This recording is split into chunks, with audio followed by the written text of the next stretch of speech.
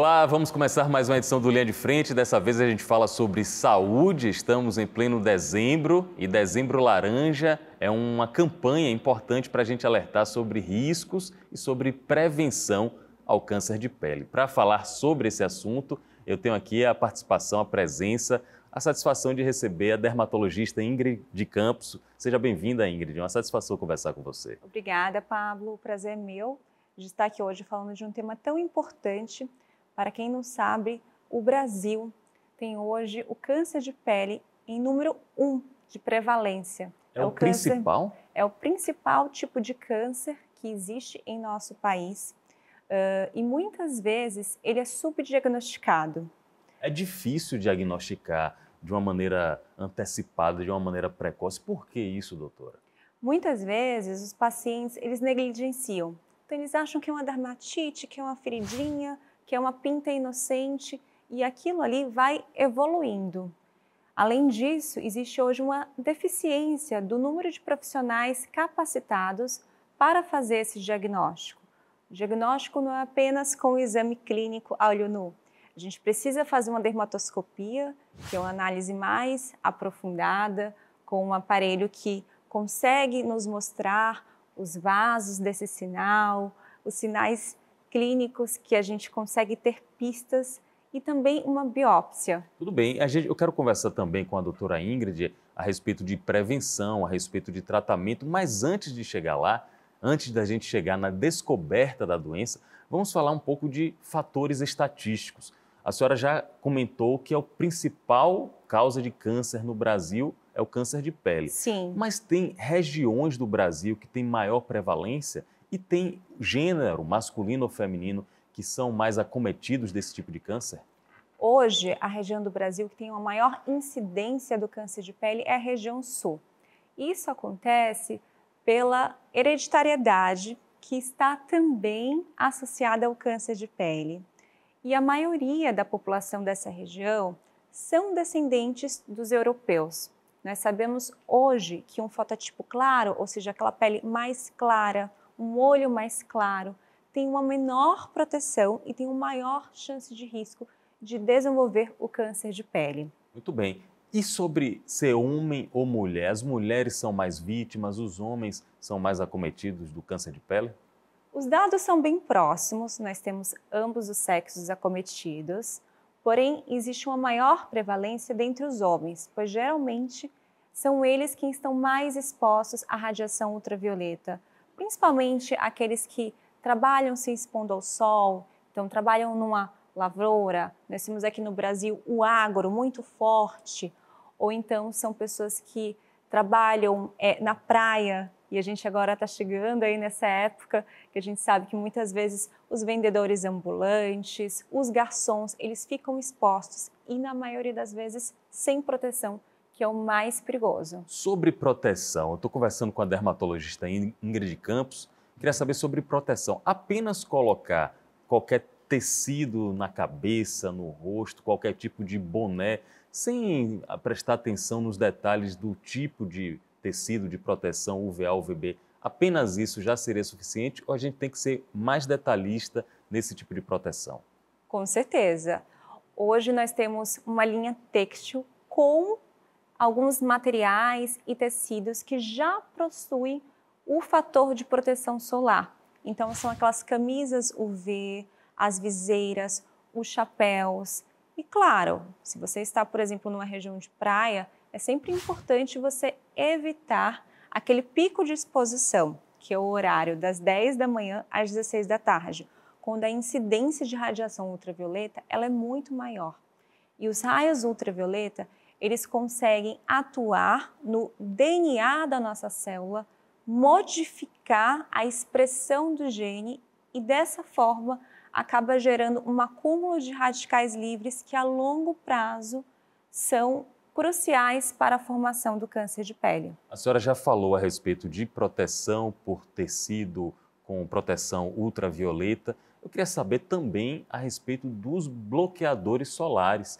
Eles indicam ali uma numeração e de que maneira a gente pode se basear para escolher a numeração adequada? Sim, é o FPS que a gente consegue ver nas embalagens dos produtos. Então, eles estão aí a partir de 15, alguns menores ainda, quando estão inclusos nas maquiagens, até o fator de proteção 100. Eu falo com os meus pacientes que, para o dia a dia, aqueles que não trabalham se expondo diretamente ao sol, um fator de proteção solar entre 30 e 50 é suficiente. Mas se você tem um trabalho de risco, ou se você vai se expor ao sol, principalmente na prática de esportes, agora é a fase do beach tênis, do futevôlei, dos esportes de praia, então é importante você usar um fator de proteção solar mais alto e estar reaplicando a cada 2 horas. Eu fiquei com uma curiosidade, além dos ambientes externos, ambientes internos, por exemplo, esse que a gente está aqui, com muitos refletores, isso tudo também exigiria alguma proteção com algum bloqueador? Olha, para quem tem uma tendência à formação de manchas na pele, sim, é indicado o uso do protetor solar. Até porque você não fica o dia inteiro no estúdio. Para a gente Sim. chegar aqui, a gente passou por um pátio bem grande, então tem árvores, a céu aberto, tem a radiação solar muito evidente. Mas essa luz interna, ela não consegue gerar um câncer de pele. É muito mais uma questão aí do envelhecimento da pele e da formação de manchas. Dezembro Laranja, estamos conversando sobre proteção, prevenção e conscientização a respeito de câncer de pele, que é a principal causa de câncer no nosso país. Doutora Ingrid Campos, eu quero saber sobre o bronzeamento em si. Há algum tipo de bronzeamento que não seja nocivo ou todos eles, de alguma maneira, são danosos para a pele do ser humano? As cabines de bronzeamento artificial, elas são inclusive proibidas aqui no Brasil. Olha, eu não sabia disso, isso é importante saber. Sim. E eu falo que se você quer um bronzeamento saudável, você vai ter que usar os cosméticos. O ideal é você usar um creme autobronzeador. Você aplica ele no corpo, vai para o seu evento, para a sua festa e depois remove. Porque se você se expor por um período prolongado no sol, essa exposição prolongada, ela pode alterar o DNA da sua célula. E o câncer de pele ele não é formado de um dia para o outro. Então não é aquele sol que você tomou no verão de 2024 que vai te dar o câncer de pele da agora.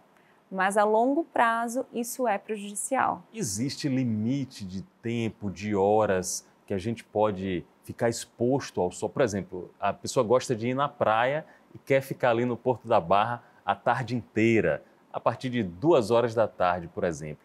Isso é um perigo que a pessoa pode estar levando para si mesmo? Com certeza, quanto maior o tempo de exposição solar, mais radiação ultravioleta você vai estar permitindo chegar na sua pele. Além do câncer de pele, você pode também ter uma queimadura solar, você pode ter a formação de manchas para as pessoas que já têm uma predisposição e o fotoenvelhecimento cutâneo, pois o sol ele ativa as enzimas que vão degradar o colágeno da pele.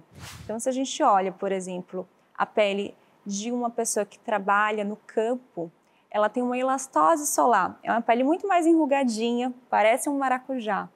Então, aquilo ali é efeito da exposição prolongada ao sol. Um aspecto até mais envelhecido, né, doutora? Sim. O sol tem essa possibilidade de causar esse tipo de dano. A gente está em plena era de tecnologia avançada, inteligência artificial. Esses mecanismos já chegaram na sua área e podem nos ajudar como pacientes a evitar problemas como câncer de pele? Sim, a inteligência artificial é uma realidade, principalmente dentro da imagem e dentro da dermatologia.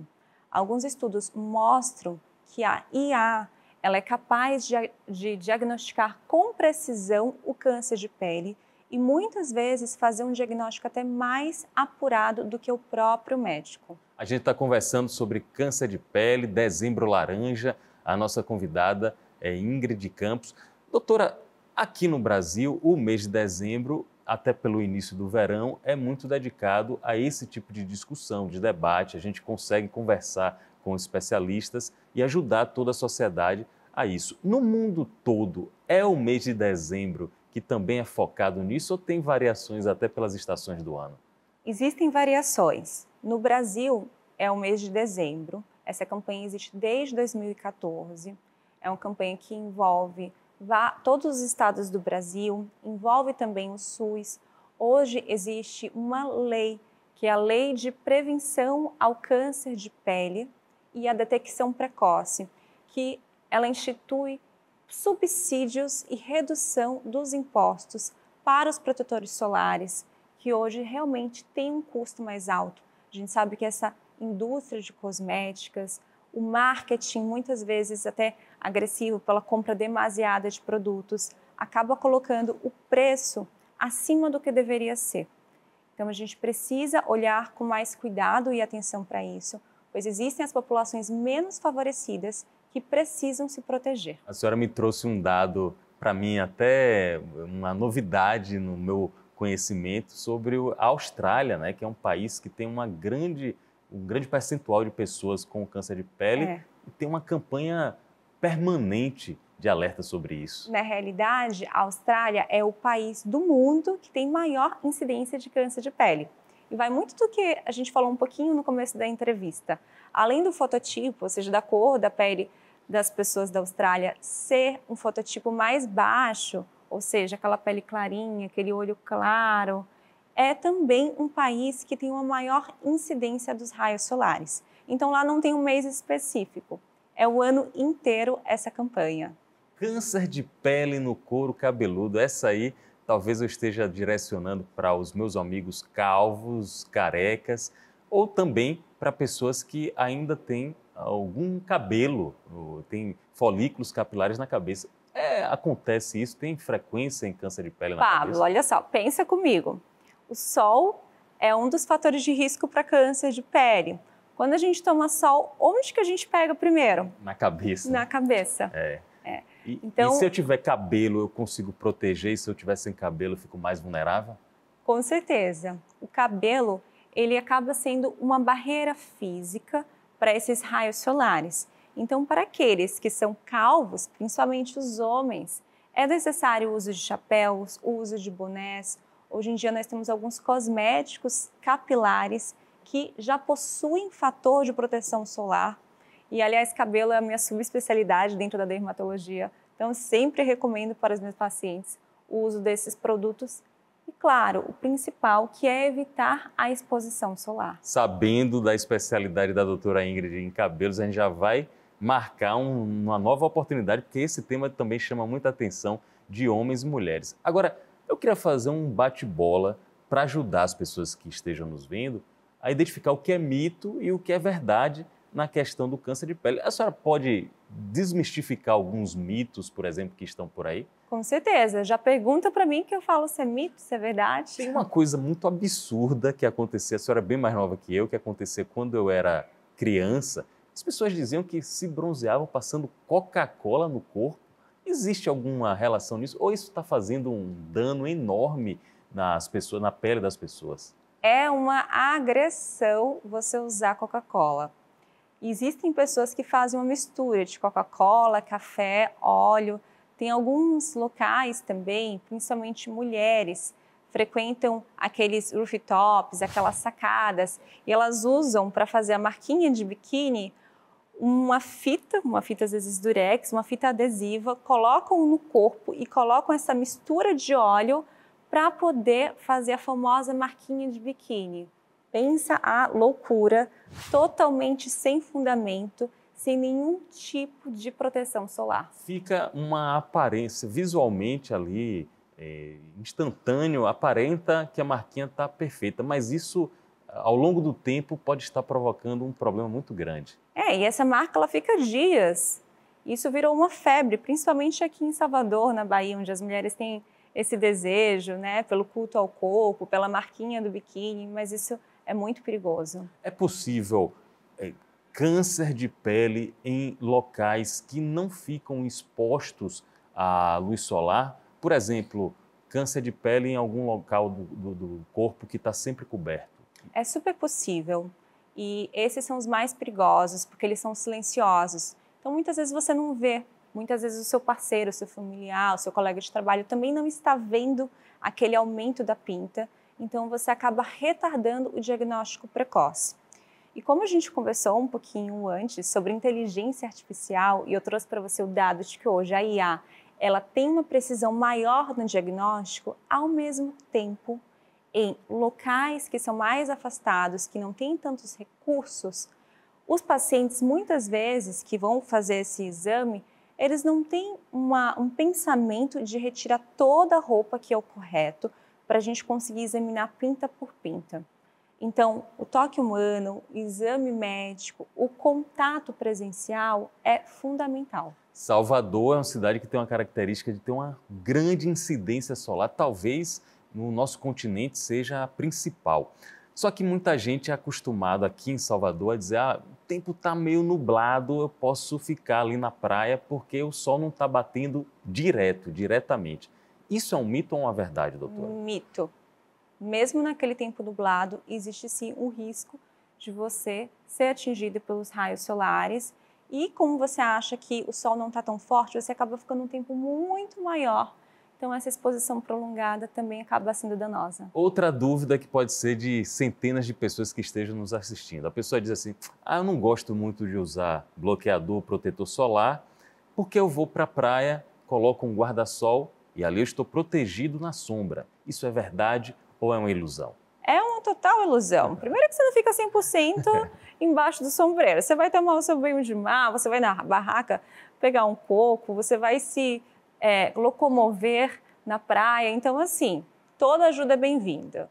O protetor solar, o uso dos chapéus, roupas com proteção e também estar debaixo do sombreiro. Eu sei que a senhora tem uma agenda repleta, uma agenda de atendimentos presenciais muito lotada, mas a telemedicina, a gente já falou de avanço da tecnologia, de IA, a telemedicina, no caso da sua especialidade, dermatologia, também pode ser auxiliar para identificar rapidamente uma possibilidade de câncer? Com certeza, com a telemedicina a gente consegue atender aquelas populações que estão em áreas mais distantes, que muitas vezes não tem um médico capacitado, e a gente faz um filtro inicial.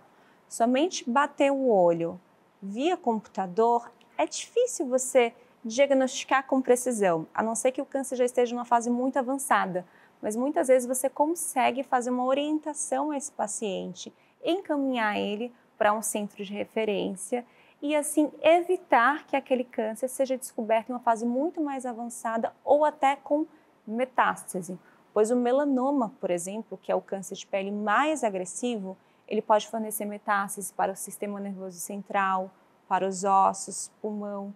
Então é um câncer muito agressivo e que precisa ser diagnosticado numa fase inicial. A internet, eu estou conversando com Ingrid Campos, dermatologista, a internet é muito boa para muitas coisas, nos ajuda em muitos temas, aprofunda conhecimentos, mas às vezes ela leva para algumas armadilhas, algumas ciladas. Eu já vi na internet receitas caseiras de como criar protetor e bloqueador solar. Essas receitas caseiras, elas funcionam tanto quanto os medicamentos, os produtos que são bem testados na indústria farmacêutica? Não. Sem qualquer evidência científica, você pode inclusive ter uma dermatite, uma reação de hipersensibilidade pela mistura desses ativos.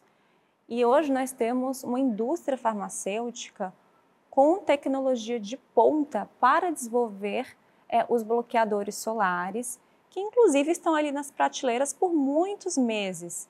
Então você precisa realmente colocar um produto que tenha passado por um controle de qualidade e que consiga fornecer essa proteção com segurança. A doutora Ingrid Campos falou aqui muitos meses nas prateleiras com os protetores solares, não apenas em dezembro, não apenas no verão.